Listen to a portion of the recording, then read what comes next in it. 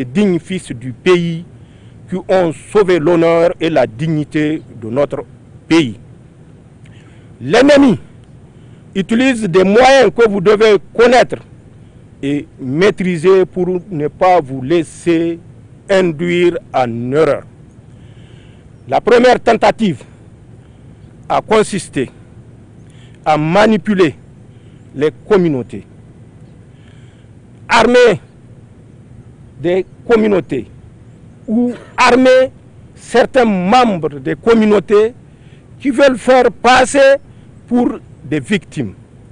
Au Niger, s'il y a une victime, c'est tous les Nigériens qui sont victimes. Nous sommes victimes du colonialisme, mais nous rejetons la victimisation. Nous sommes dépendants de notre géographie, mais nous rejetons le fatalisme. Et c'est pour cela que nous devons comprendre que cette manipulation ayant échoué, les sponsors ayant échoué à nous conduire la guerre à travers l'opposition des communautés, a changé de fusil d'épaule. Il a instruit des mercenaires de vider les campagnes de tout le cheptel, mettre feu à tout ce qu'il y a comme récolte dans des greniers. Vous êtes témoin, je ne vous l'apprends pas puisque vous l'avez vécu dans vos chairs. À brûler le foin servant de pâturage. Ayant échoué dans cette manœuvre, c'est vrai, aujourd'hui vous rentrez dans les campagnes, peu de villages ont encore des têtes de vaches debout. Mais sachez que ce système fait partie d'un ordre prévu que le sponsor a mis en œuvre pour créer un mécontentement au sein de la population et pousser cette dernière à la révolte. Ayant échoué dans cette deuxième manœuvre, le sponsor a changé de fusil d'épaule à travers une guerre économique plus sournoise. C'est ce qui justifie les actions menées contre nos agriculteurs qui n'ont demandé qu'à aller au champ et s'auto-suffire, qui ont voulu, à travers ces activités, s'auto-prendre en charge et éviter la dépendance. Ils ont échoué. C'est à nos pipelines et toutes les autres structures économiques, les marchés, les lignes de transport d'énergie électrique, les ponts, les routes qui sont systématiquement sabotées. Les mercenaires ont reçu pour ordre de tirer à vue sur tout berger, sur tout cultivateur trouvé dans son champ. Mais c'est méconnaître notre détermination et notre esprit de défendre notre dignité au prix du sacrifice ultime. Le commandement militaire, ayant compris cette manœuvre, cette guerre totale, il n'y a pas d'autre mot que de dire qu'il s'agit d'une guerre totale. Et menée contre notre pays, le commandement militaire a revu sa stratégie en dégageant une force opérationnelle malgré nos moyens limités, malgré nos effectifs limités, pour assurer la protection des cultivateurs et des pasteurs. C'est des troupes qui accompagnent les pasteurs au champ. Je n'ai pas à vous le dire puisque c'est vous qui exécutez cette mission depuis bientôt 2 ans. Notre détermination étant restée intacte, l'adversaire a usé de sa dernière cartouche qui est la guerre informationnelle. À travers les réseaux sociaux, vous entendrez, vous voyerez à travers les vidéos qu'il y a eu récemment une réunion au sein du Conseil national pour la sauvegarde de la patrie, réunion au cours de laquelle le ministre de la Défense et le ministre d'État, ministre de l'Intérieur, ont affirmé leur opposition à la démocratie. De quelle démocratie il s'agit? Notre démocratie, c'est notre survie. Notre démocratie, c'est notre dignité. Notre démocratie, c'est notre souveraineté. Et les moyens de les atteindre seront déterminés par le peuple nigérien et non aucune puissance extérieure. Pour vous dire que vous verrez des choses, vous entendrez des choses, ceci s'inscrit dans le sens de la guerre informationnelle.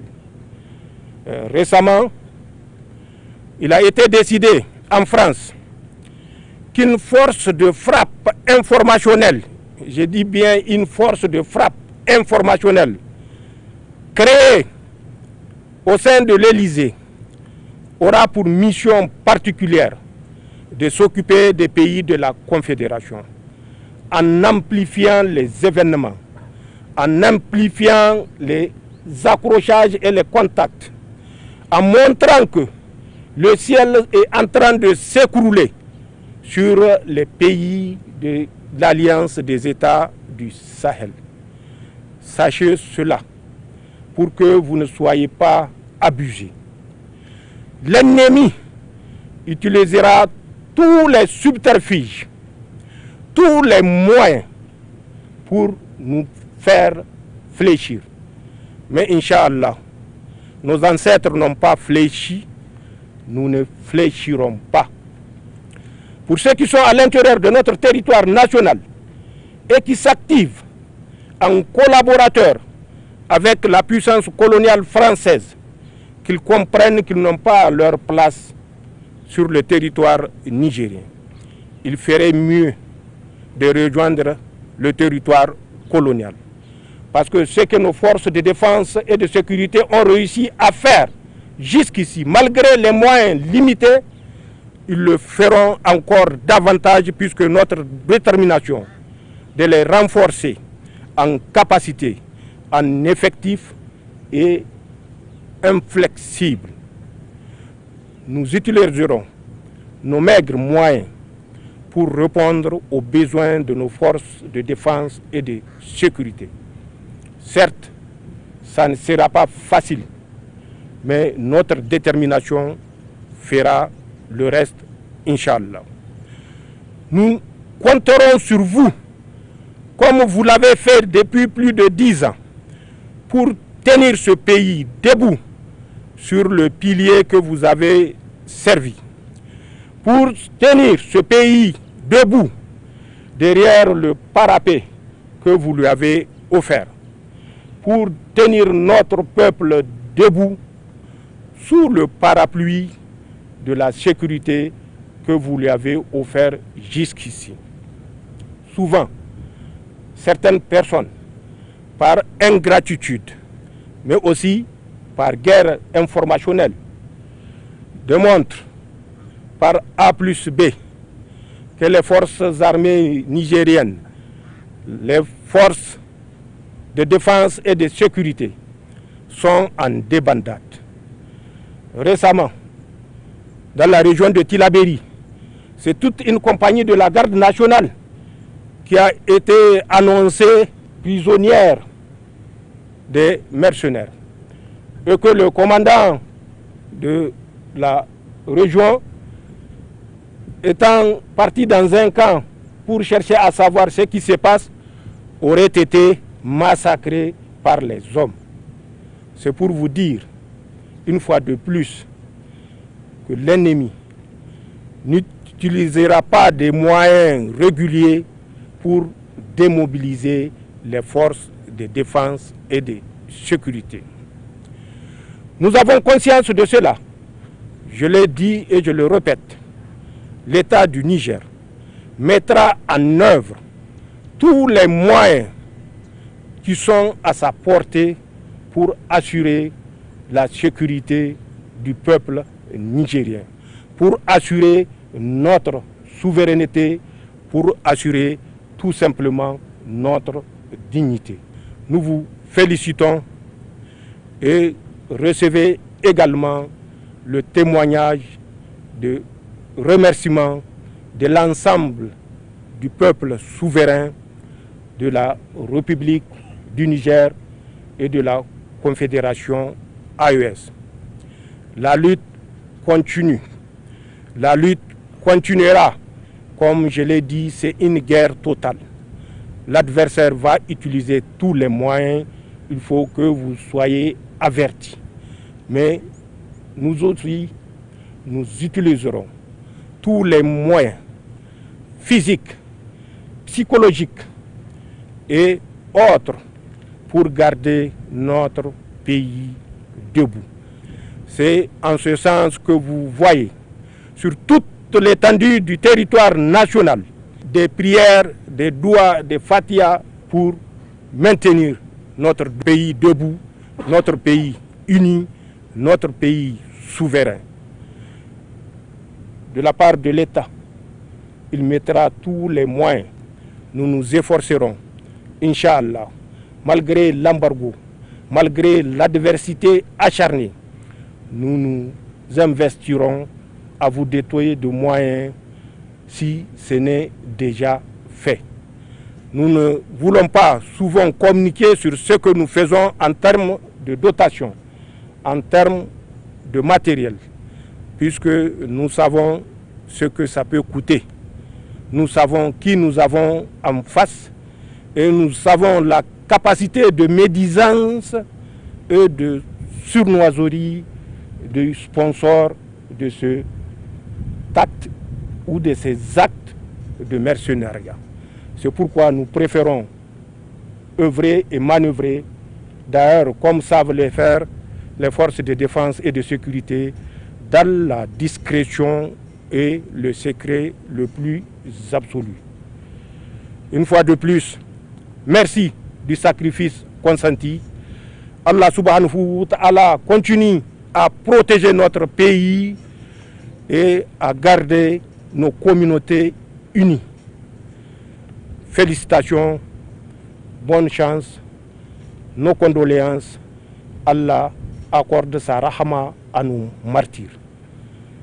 Officiers, sous-officiers, militaires de rang, fusiliers de l'air, gendarmes, gardes nationaux, gardiens d'épée, agents des eaux et forêts et de douane, merci pour ce rapport que vous avez suivi avec intérêt. La République est et sera reconnaissante au sacrifice consenti. Restons soudés, restons unis. À un peuple uni, rien d'impossible. Allah nous accompagne. Je vous remercie.